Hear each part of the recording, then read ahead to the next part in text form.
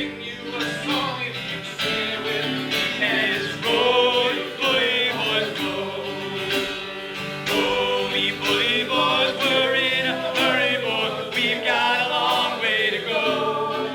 And we'll sing and we'll dance and bid farewell to France. And it's roll, bully boys, roll. Well, the first mate is plating the captain aboard. Roll, bully boys, roll. Well, it looks like a peacock. Thanks so much, everyone, for coming out today. And I can see that full moon right there. I think it's a smuggler's moon tonight, we're going to call it. So I just wanted to also thank Huey King, helped me research this. And he's always been an inspiration to me. And so Huey always does a little trivia quiz at the end of his talk, so we're doing that tonight. So be on the lookout for, if you can answer this question, not right now though. What Montauk Beach is named after a famous Prohibition liquor, a popular Prohibition liquor? What Montauk Beach name? All right, so think about that. Not yet though. All right, so now hold on to your seats, because we're about to take a Rumrunners high-speed boat ride through the roaring 20s in old East Hampton. It's hard to imagine now, but a century ago, at the stroke of midnight, January 1st, 1920, East Hampton, along with the rest of the United States, switched from wet to dry. The Volstead Act and the outlawing of booze had actually passed through Congress as the 18th Amendment to the Constitution. Literally, overnight, the quiet little backwaters of East Hampton turned into the Wild West on speedboats and fast cars. Local Bonacers here made more money in one night than 6 months fishing. Fewer places in the United States were better suited for the illegal smuggling of liquor than East Hampton. For the next 13 years, Fort Pond Bay, 3 Mile Harbor, Hog Creek, Accabonac Harbor, Northwest Creek, and practically every other hidden cove or harbor became infamous scenes of hundreds of thousands of cases of illegal liquor coming ashore, mostly whiskey called hooch. Bonac Rumrunners chugging out to Rum Row in the middle of the night always had at least 2 men on board, one to drive the boat and one to be on constant lookout for the Coast Guard or hijackers. So, if the lookout yelled, "Coppers!" and pointed, the captain would point, and so the lookout knew he had heard. So tonight, I'm going to be the lookout, you're going to be my captain, and when you hear me yell, "Coppers!" you got to yell it back. All right, let's practice. "Coppers!" Coppers! You have to point too. "Coppers!" Coppers! All right, we're a good crew. Here we go. Let's take off. Now, before we dive into the Bonac Rumrunners and the bootleggers and the birth of the modern Coast Guard, let's take a step back. Let's go back 3,500 years to Egypt in a hidden tomb deep in the Valley of the Kings. The 18-year-old King Tut's mummified body is sealed up and hidden away, as we all know. But nestled beside the mummy, sitting in the dark for the next 3 millennia, was enough booze to fill Michael C's Amagansett liquors. Giant 6-foot clay amphoras, each filled with a different wine traced to the most famous vineyards across the Mediterranean. Alongside that sat a huge jar with hieroglyphics, claiming it was an extremely strong mead from the honey of Nubian jungle bees. 800 years ago in Norway, Viking chieftain Redbeard Wolfling was buried in his Viking warship with 30 barrels of strong beer. In China, 200 BC, the Han Dynasty, Emperor Shi Huang was buried with a golden rice press for making sake. The wine press was encrusted with precious jewels, pearls, and diamonds. Now, please hang on there. I'll get to our wily Bonac Rumrunners before you can shuck a clam. But the point is that throughout history, almost every culture had a preferred alcoholic brew. That was an important part of their society and culture. People raised their glasses to celebrate marriages, victories, confirm treaties, and unions, and honor memories of the past with a toast. Any guess what the oldest form of intoxicant was? Anybody? Beer. Wine. Right, wine or beer, but archaeological and scientific data point to mead, M-E-A-D, as the world's oldest alcoholic refreshment. Mead, as you probably know, is made with honey. Researchers in China have found evidence of the substance inside 9,000-year-old jars. Gradually, wine and beer replaced the honey elixir, because grain and grapes became more abundant and cheaper than honey. Ever since Homo sapiens figured out how to spike our drinks, it seems we quickly tried every plant or animal to get our buzz and change reality, even for a short time. But way before Prohibition, Long Island had already been an underground route for contraband hundreds of years ago in the colonial days.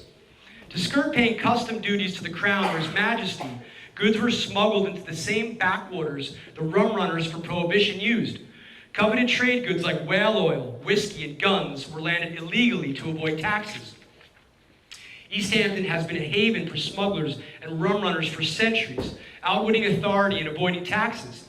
In letter after letter to the English king, Earl Belmont, the colonial governor of New York in 1699, called Long Island, quote, a great receptacle of pirates. The American Revolution had its roots in those unfair taxes. East Hampton has always been a haven for free and independent thinkers, not allowing unfair laws to stand in our way. And so it was again in the Roaring '20s. Coppers!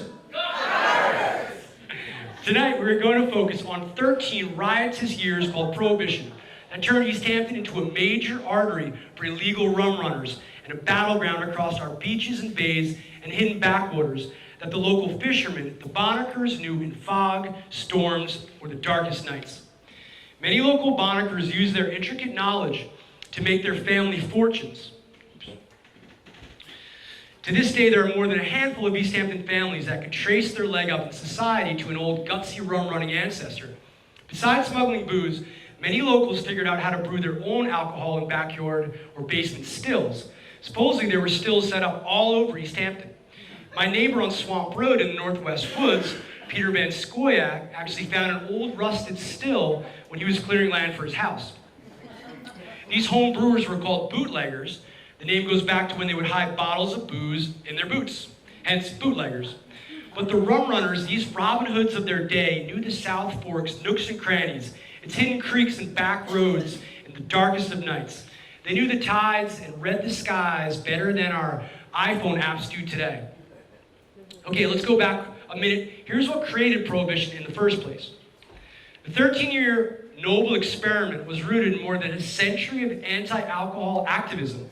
Compared to today, inhabitants of what is now East Hampton drink excessive what is now the United States, drink excessive amounts of alcohol throughout the colonial period through the Civil War, 8 times as much as we do today. One reason was that distilled low-proof liquor was safer to drink than water in many places because alcohol kills germs, right? That's why I drink it. On August 18th, 1829, 14 men organized the Sag Harbor Temperance Society. It was one of the first temperance societies on Long Island. Why?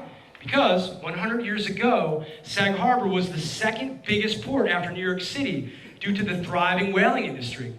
Sag Harbor's waterfront was a bustling, riotous place, often overrun by sailors when over 100 whale ships might be in port. Tattooed Maori whalers jostled with Shinnecock and Montauk harpooners. Dozens of different languages and currencies were used in the over 20 bars and saloons along Main Street, Bay Street, and throughout the outlying village. The numerous liquor dealers and other businesses peddled all manner of vices to the whalemen and workers in other shore trades. Often Sag Harbor jail was so full of drunken sailors that the overflow was chained in the bottom of numerous churches, like the Old Whalers Church. In the following decades, the nationwide temperance movement shifted from encouraging moderate drinking and cleaner living to pushing for laws that restricted or banned alcohol altogether. Carrie Nation is an example of a famous American temperance advocate. She was her grandmother, famous for going around using a hatchet to demolish bar rooms. Carrie inspired hundreds of other temperance leaders. In the years leading up to Prohibition, massive marches and demonstrations in all large cities and small towns against alcohol were orchestrated by the 3 biggest dry coalitions. These were the Women's Suffrage Movement, the Anti-Saloon League, and the KKK, believe it or not.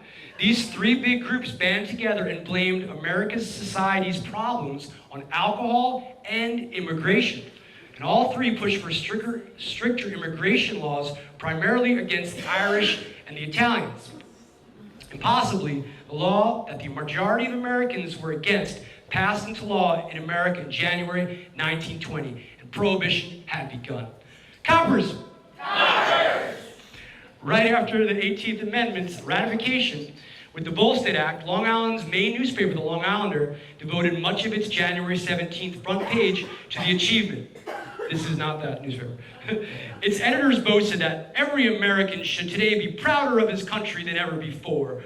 Our nation is the beacon light of the world. It will be a glorious consummation and one which none will rejoice over more generally 5 years hence than the habitual users of intoxicating beverages themselves. They were completely wrong. Most people felt a God-given right had been taken away in a country that claimed freedom and liberty and the pursuit of happiness. Long Islanders began stockpiling alcohol before the ban and then quickly learned how to acquire more of it, legally and illegally. Overall, there was little support for Prohibition, especially in the Northeast. America was a hard-driving, free-living society, pitching full steam ahead into what would become the Roaring '20s. Women's dresses were up to their knees, for God's sake. Attitudes about drinking weren't about to change, and there was no broad support programs in place to curb alcohol consumption. Bars went underground or into back rooms called speakeasies or blind pigs. Legitimate alcohol manufacturers were driven out of business, but the demand did not go away.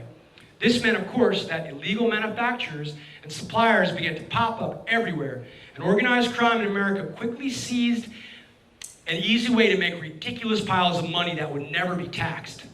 What used to be random gangs spread out throughout the 5 boroughs in Long Island became a highly interconnected coalition that eventually stretched across the U.S. to all the major cities. For the first time, bringing the underworld throughout the United States together like never before. Joining these mobsters and mafia into a powerful coalition known as the National Crime Syndicate, nicknamed Murder Incorporated. These with leaders like Al Capone in Chicago and Lucky Luciano and Bugsy Siegel in New York, all rising to power due to Prohibition. New York City was the heart of the Roaring '20s and the Jazz Age, the gin joint capital of America, and the preferred haunts of mobsters engaged in the illegal supply of alcohol. Long Island was had over 1,000 miles of unpatrolled coastlines, and it became the city's willing partner in the illicit trade. Suddenly, Edwards, Lesters, Millers, Schellingers were side by side with some of New York City's toughest gangsters.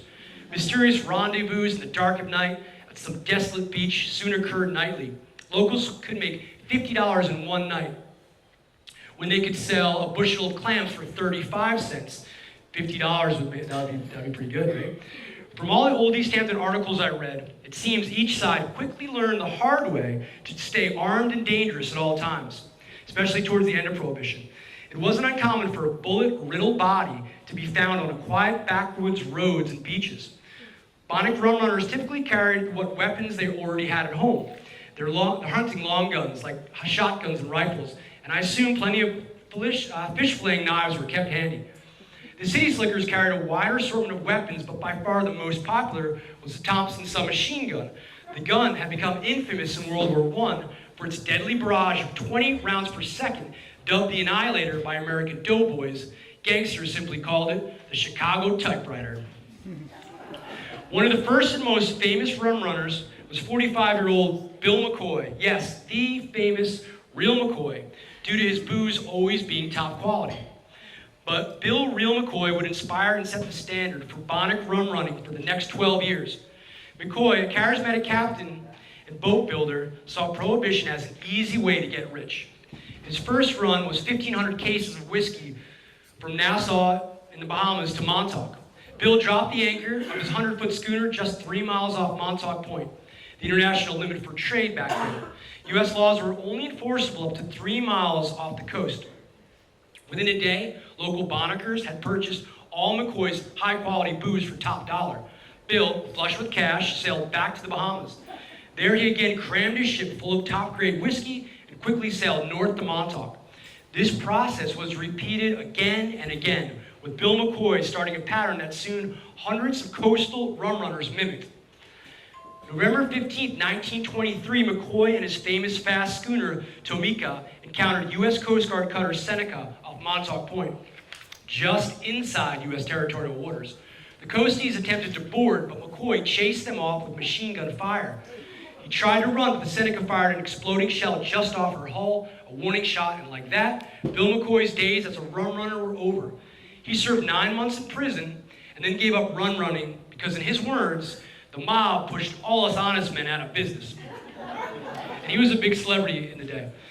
Soon, just off the 3-mile mark, became known as the rum line, and ships waiting was called Rum Row. The rum line was extended to a 12-mile limit in 1924, which made it harder for smaller, less seaworthy vessels to make the trip. And you can't really see 12 miles out either. Soon a floating city of boats, barges, and schooners began to grow. They waited for souped-up Bonac fishing boats who would zip out, pay up, and haul ass back to some hidden beach. On calm days, even seaplanes landed to fill up with booze. Bottles were tied and ate in a burlap bag called a ham.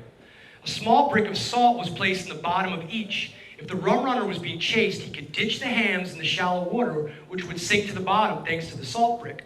But within a few days or two, the salt would dissolve, the hooch floated back up to the surface where the fishermen would be waiting.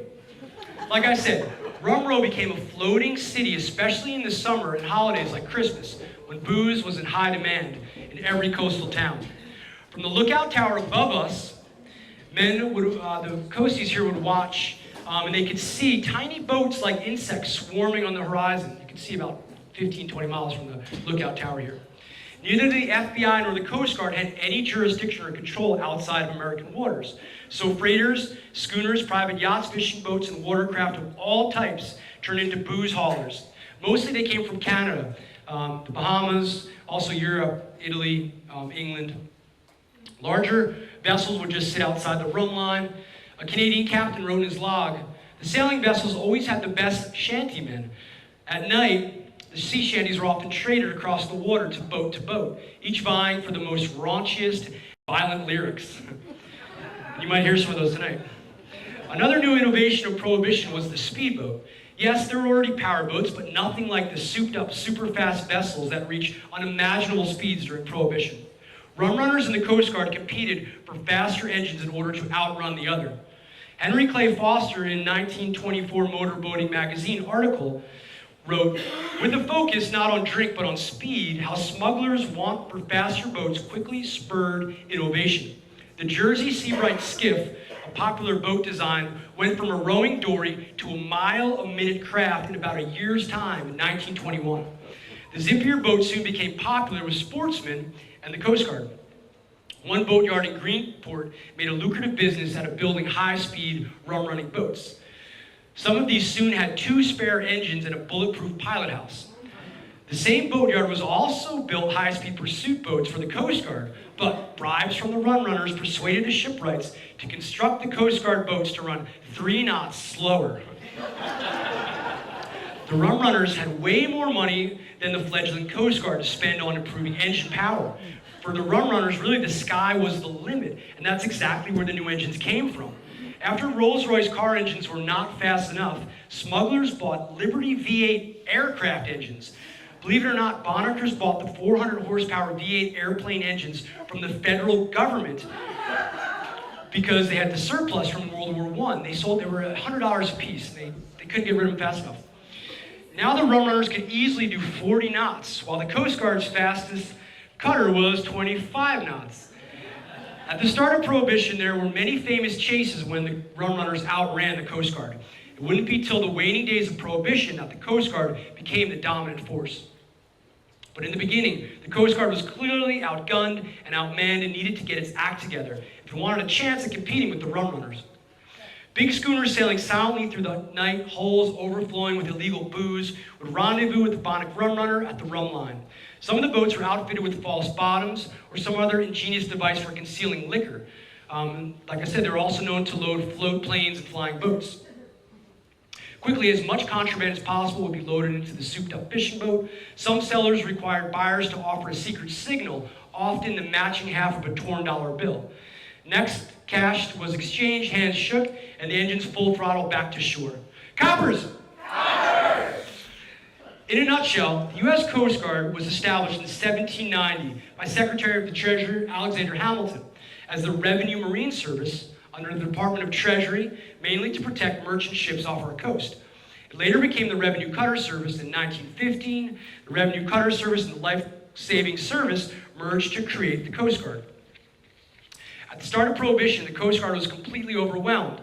It had only a few ships and fewer men to man them. So the federal government more than doubled the Coast Guard spending, and it worked slowly with better funding, better intel, faster boats, and they started to get seaplanes for the first time using the air. Beginning in 1924, the service's small boat fleet mushroomed. They now had an assortment of patrol boats for inshore and offshore work. Soon the Coast Guard began using seized rum runners for chasing other smugglers. During Prohibition, more than 450 seized vessels were repurposed into the Coast Guard. The name of the vessel was always officially changed to a number, but the boat was generally referred to by its original name. One such famous boat was the Rum Runner Black Duck, or CG-808. The capture of Black Duck by Captain Alexander Cornell was one of the most publicized events during the Rum War. After her conversion to a Coast Guard vessel, she served her country well. An incident in which the Black Duck played a major role was in the attempted capture of another famous rum runner, Artemis, which had already been captured 3 times and purchased back each time by her mobster owners. August 20th, 1931, Captain Cornell was patrolling Long Island Sound for rum runners. He spotted a shadow in the dark night and shut down his engines and ordered the lights out to wait as the boat passed. By the time Cornell recognized Artemis and her intentions, it was too late. Artemis rammed the Black Duck, who was unable to get out of her way. The planking from the Black Duck was ripped up. She lost part of her guardrail. The crew was almost knocked overboard. Cornell ordered machine gun fire to open up on the Artemis as soon as she sped away. The Black Duck pursued her while firing machine gun rounds, and with a strong searchlight revealed cases of liquor on her deck. The Black Duck lost the chase when the Artemis laid down a heavy smoke screen and zigzag to keep the Coast Guard in smoke. But the next morning, the Coast Guard combed boatyards and hospitals in New York and Connecticut. At Greenport Hospital, they discovered 2 men with gunshot wounds. Meanwhile, a Coast Guard plane near Greenport spotted several skiffs on the beach piled with liquor cases, with people taking them away through the dunes. By the time agents arrived at the beach, the skiffs were completely empty. The men of this station that we're in tonight, this beautiful old building here, built in 1902, also had their fair share of rescuing and arresting rum runners up and down Atlantic Beach. Like I said, the lookout tower above us was a good perch to watch for smugglers. And if you haven't been to the lookout, you gotta do it. Not tonight, but tomorrow. It's our last day, the museum's open. A 3-mile harbor, we all know, was quite inactive during Prohibition. Rum running boats needed frequent repairs because they ran at night and they ran very fast. Westburg's boatyard at the head of the harbor would haul boats out only at night under the cover of darkness. The Desiree, a rum runner, needed a quick repair one night because the whole stern of the boat had been ripped out when they had tried to make a fast escape. Unfortunately, they forgot that the boat was still tied up at anchor when they took off to escape the Coast Guard. I guess they escaped, though. Innocent people also became involved. Jarvis Wood didn't have a boat. One day, he was clamming in shallow water off Sammy's Beach when his rake hit a box filled with liquor, and then another, and then another. Not being a drinker, he sold it and bought a new car with the money. A brand new Chrysler sedan back then was $1,000. Another late night, Emerson Tabor brought liquor to shore in a speedboat and stored it in his garage on David's Lane in the village until he could ship it to New York City. One night, he lost an entire shipment because his driver unloaded the liquor in a neighbor's garage by mistake. It was the pastor of the Presbyterian Church's garage.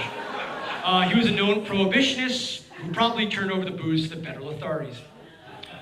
In 1926, the East Hampton Star wrote, "The Coast Guard cutter Seminole on a Saturday afternoon sighted a rum runner in the Sound which appeared to be reaching for the open sea. A shot across the bow failed to make the stranger heave to, and 10 more shots were fired from the cutter before the launch obeyed and order came alongside of the Seminole. Thus captured, several machine guns and a Coast Guard crew were placed on board the well-known rum runner. In all, 7 rum runners and 1,800 gallons of whiskey were captured by Coast Guard from the speedboat Pacific. The Coast Guard's duty was to cut the flow of illegal liquor near its source. According to Jeanette Edwards Rattray's book, Ship Ashore, acting as strong arm in the Prohibition fight was the most thankless job ever assigned to the Coast Guard. That duty caused some friction with the residents of Eastern Long Island for the first time in the service's history. Add to the fact that a rum-running captain could make several $100,000 a year in comparison with the Coast Guard Commandant, who made just $6,000 annually, and seamen would make $30 a week. So bribes were not uncommon. The Coast Guard relied on hard work, excellent recon, and big guns to get their job done. To add to the problem, the Coast Guard had other duties and often had to let a rum runner go in order to assist a sinking vessel or another emergency.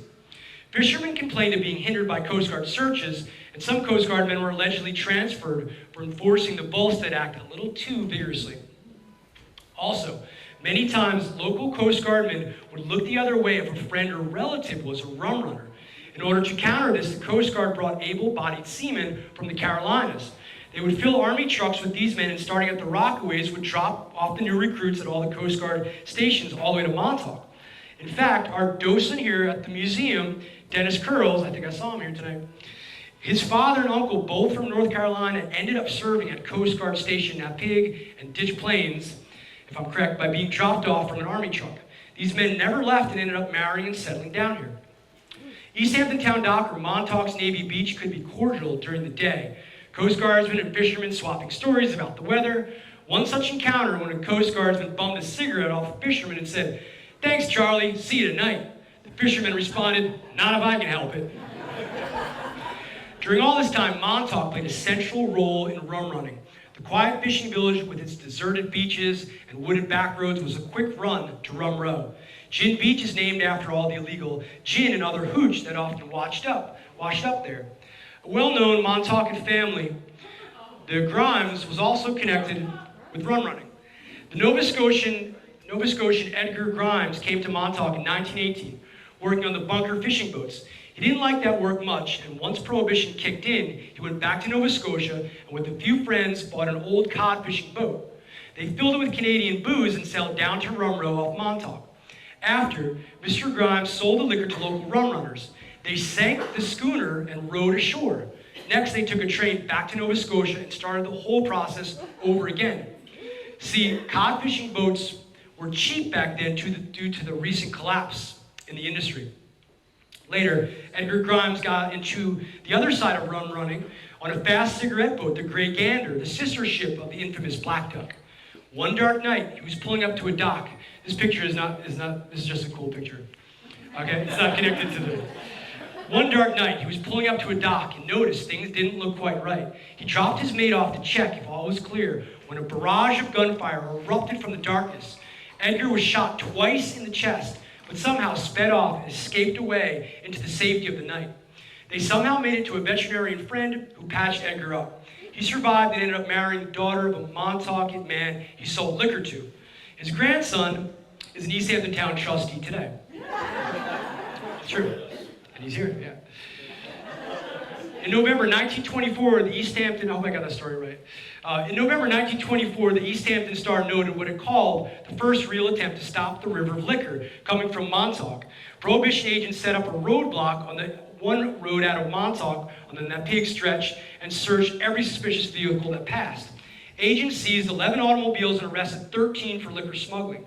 This was a big bust for Prohibition agents. Agents also confided in the Star that they suspected the smugglers were so organized that even the East Hampton female telephone operators were on the smugglers' payroll because few of these phone tips ever paid off or made it through.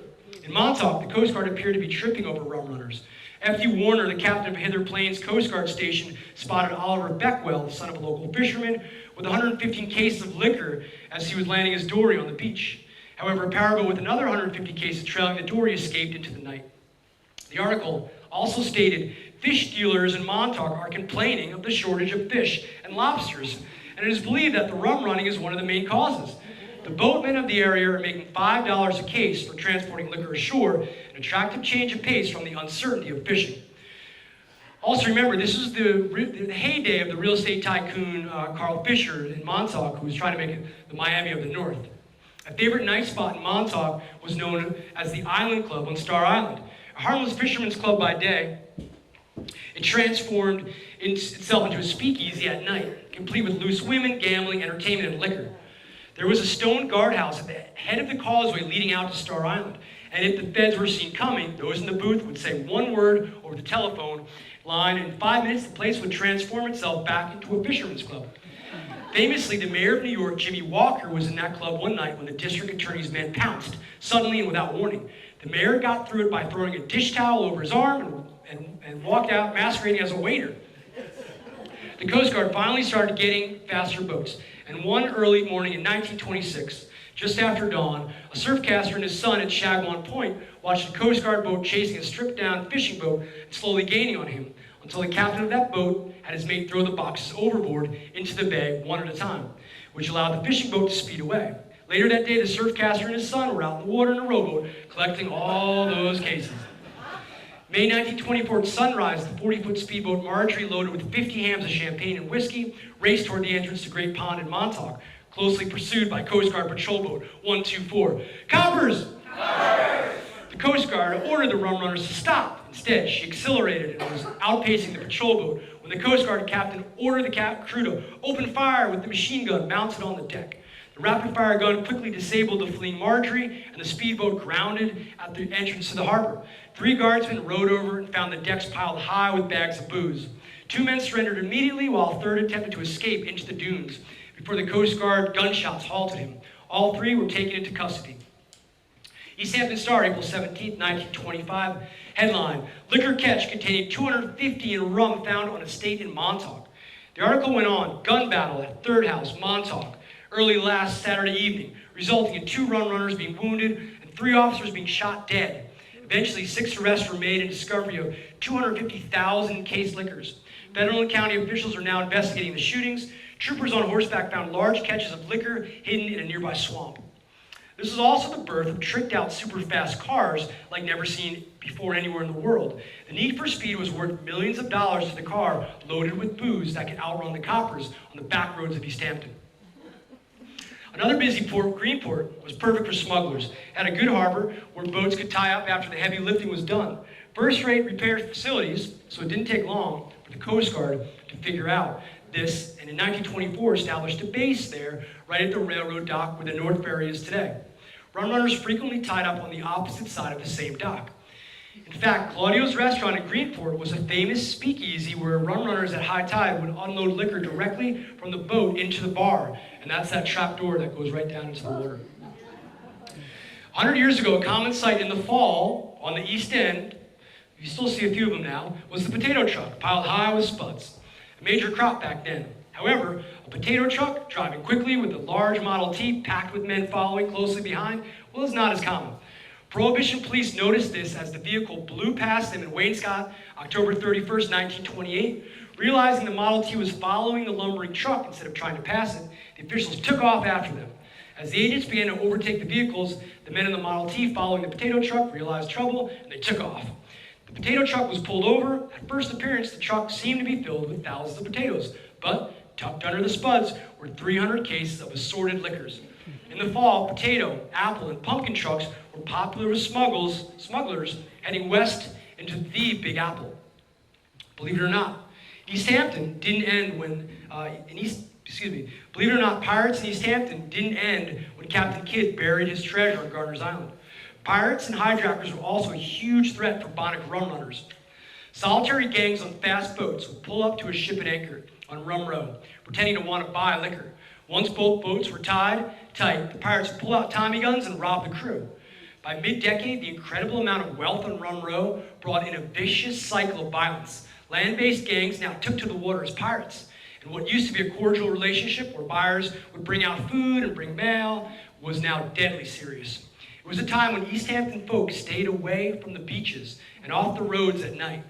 The results could be tragic if an innocent citizen happened upon a transaction taking place on the beach at night or came into contact with a truck complete with an armed gunman loaded with liquor on a dark, lonely road. Gun battles between bootleggers and federal agents made headlines all the time.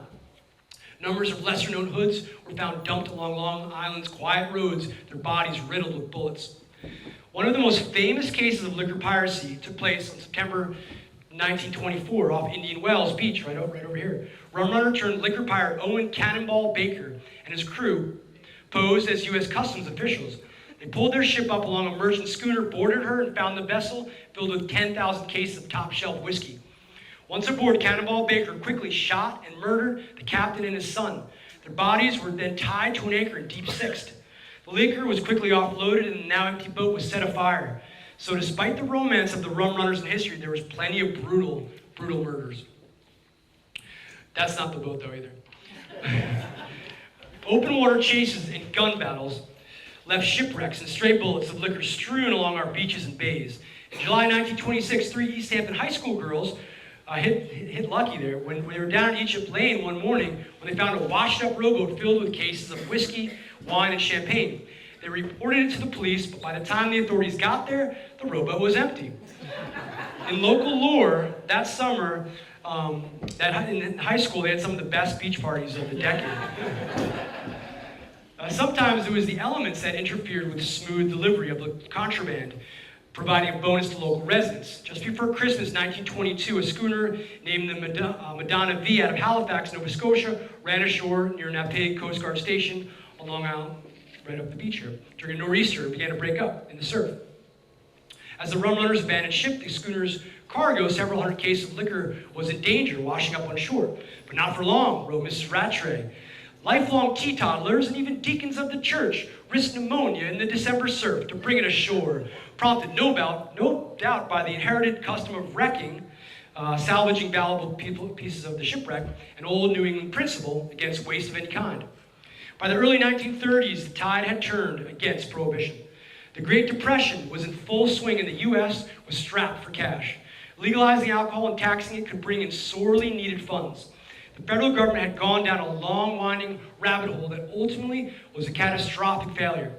After his 1932 election, President Franklin D. Roosevelt ended Prohibition, and with it the profitability of liquor smuggling. The only amendment that took away a freedom instead of preserving a freedom was finally gone.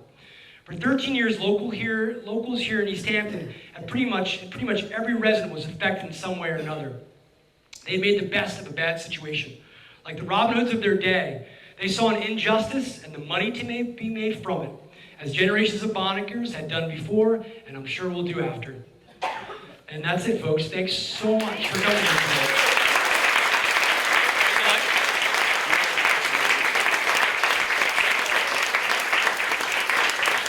All right, thanks.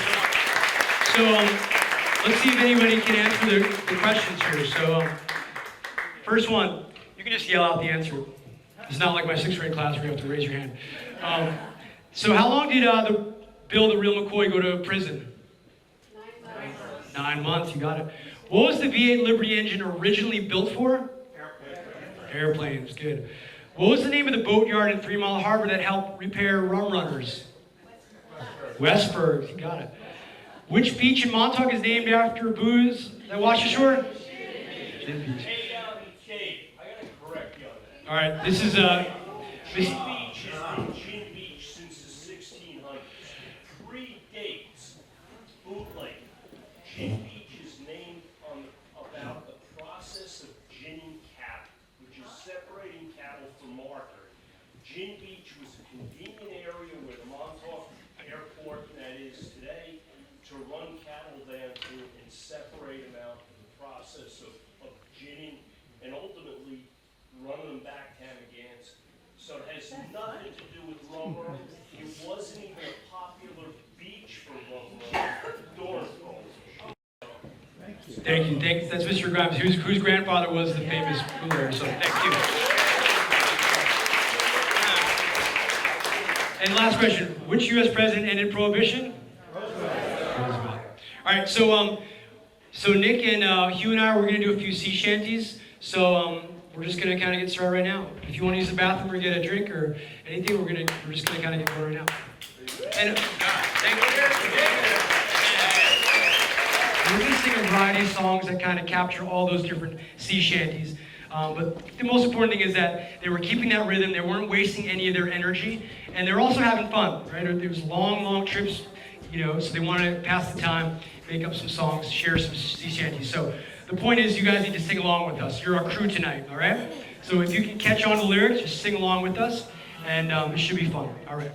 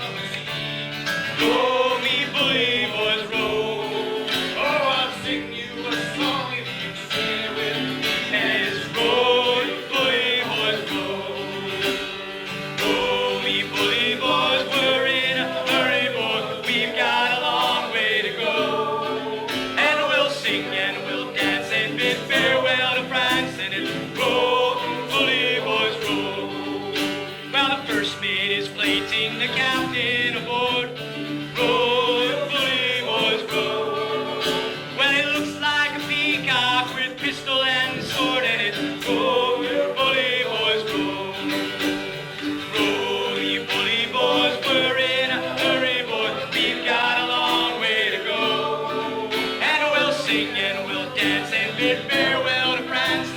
Row, bully boys, row. He likes whiskey, the pig, he likes rum. Row, the bully boys, row. Us sailors like both, but we can't tell.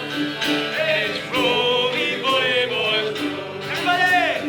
Row, the bully boys, we're in a hurry, boys. We've got a long way to go.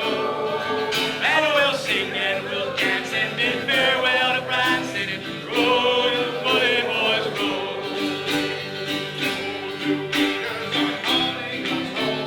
Row, the bully boys, row. Row, the bully boys, row. And it's row, the bully boys, we're in a hurry, boys. We've got a long way to go.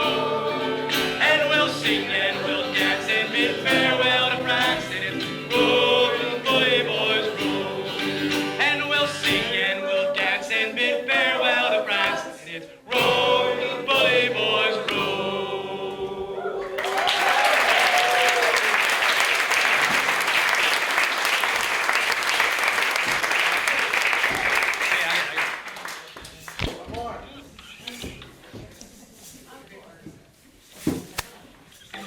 Just get the C maybe?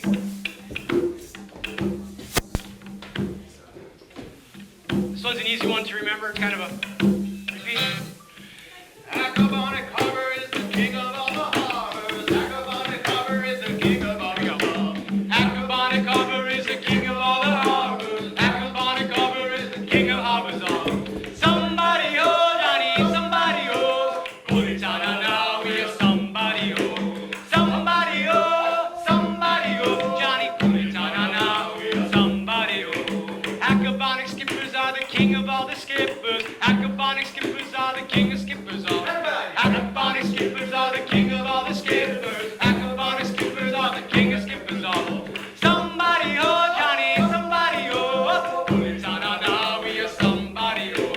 Somebody oh, somebody oh. Pulitana now we are somebody oh. Acrobonic whiskey is the king of all the whiskey. Acrobonic whiskey is the king of whiskey all. Acrobonic whiskey is the king of all the whiskey. Acrobonic whiskey is the king of whiskeys all. Somebody oh Johnny, somebody oh. Pulitana now we are somebody oh. Somebody oh, somebody oh. Johnny Pulitana now we are somebody oh. Acrobonic sailors are the king of all the sailors. Acrobonic sailors are the king of sailors all. Acrobonic sailors are the king of all the sailors. Acrobonic sailors are the king of sailors all. Somebody oh, Johnny Pulitana now we are somebody oh. Somebody oh, Johnny, somebody oh. Pulitana now we are somebody oh. Acrobonic sailors, world of all the sailors. Acrobonic bosuns are the king of bosuns all. Acrobonic bosuns are the king of all the bosuns. Acrobonic bosuns are the king of bosuns all. Somebody oh, Pulitana now we are somebody oh. Somebody oh, Johnny, somebody oh. Pulitana now we are somebody oh. Acrobonic whalers, king of all the whalers. Acrobonic whalers are the king of whalers. Everybody, acrobonic whalers are the king of all the whalers. Acrobonic whalers are the king of whalers all. Somebody oh, Johnny, somebody oh. Pulitana now we are somebody oh. Somebody oh, Johnny, somebody oh. Pulitana now we are somebody oh.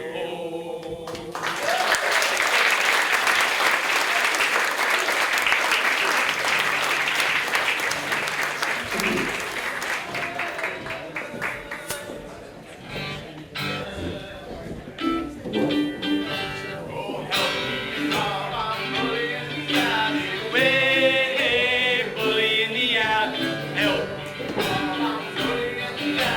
Bully down a shin bone now. Sally is the girl that I love. Way, bully in the alley, Sally is the girl that I like dearly. Bully down a shin bone now.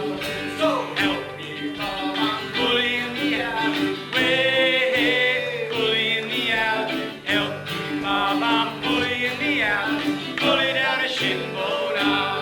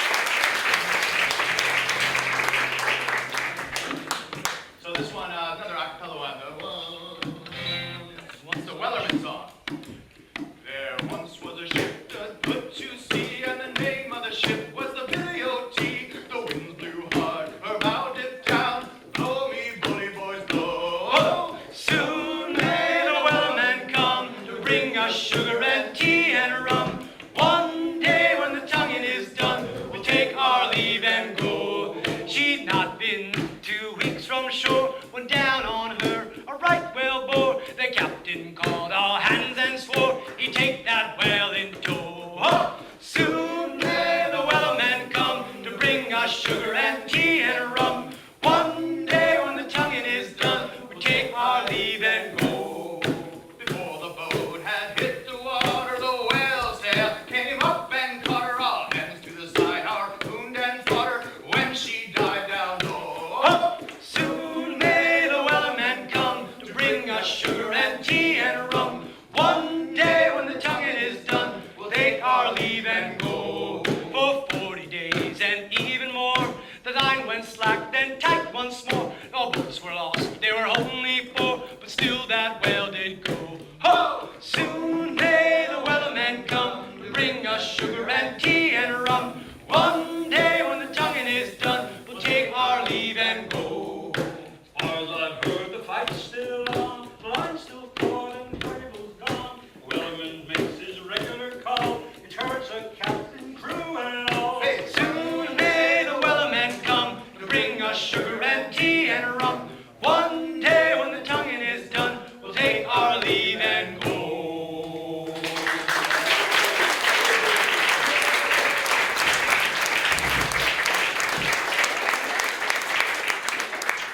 This is called John Kanakanaka, and Hawaii used to be a really big whaling port, and so the Hawaiians were excellent watermen. They were like the best harpooners, but the Americans couldn't remember their names, so they were really complicated, the Hawaiian names, so they called them all John Kanakanakas. So this is that song. I heard the old man say, John Kanakanaka to ride. Today it's a holiday. John Kanakanaka to ride. To ride, oh to ride. John Kanakanaka to ride. Tomorrow no work today. Oh, John Kanakanaka to ride. Oh, John Kanakanaka to ride. To ride, oh to ride. John Kanakanaka to ride.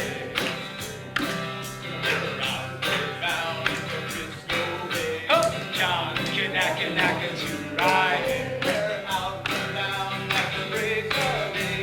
John Kanakanaka to ride.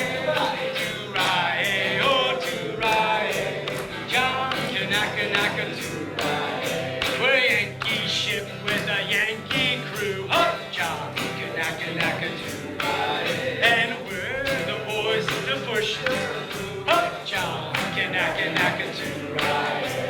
To ride, oh to ride. John Kanakanaka to ride. We get to Frisco Bay. John Kanakanaka to ride. Lay off ship and take our day. John Kanakanaka to ride. To ride, oh to ride. John Kanakanaka to ride.